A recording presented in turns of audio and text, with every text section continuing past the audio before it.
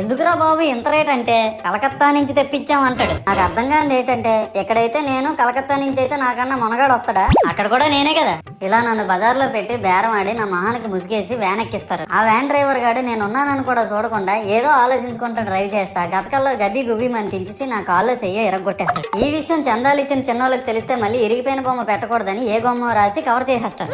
సరేలే జరిగిందేదో జరిగింది, నా భక్తులే కదా కూల్ బ్రో అని చిల్లయ్యే లోపు నన్ను పందిర్లో పెట్టి ముసుగు తీసి నాకన్నా పొడుగున్నే సౌండ్ బాక్సులు 2 నా చెవులు పక్కన పెట్టి డీజే గణేష్ బ్రో అని చెప్పి నా పాటలను కూనీ చేస్తారు. సరేలే పిల్లలు కదా ఇప్పుడు కాకపోతే ఎప్పుడు ఎంజాయ్ చేస్తారు, కాసేపట్లో పూజ స్టార్ట్ చేస్తారని వెయిట్ చేస్తా ఉంటే ఆ 5 రూపాయల వ్రతకల్పన బుక్ చూస్తే అది ఎక్కడ లేని కోపం వస్తుంది. ఏరా నాకు అర్థం కాదు, ఎన్ని సంవత్సరాల నుంచి నా పూజలు చేస్తున్నారు, ఒక్కడికి నా కథ గుర్తుండదేట్రా యాదవ్ వల్లారా. ఓ నా బుక్ లో చూసిన దాన్నైనా తిన్నంగా చదువుతారా అంటే అది ఉండదు. ఏదో బాగా అటర్ ఫ్లాప్ అయిపోయిన తెలుగు సినిమాకి రివ్యూ చెప్పినట్టు చదువుతారు ఒక్కొక్కడును.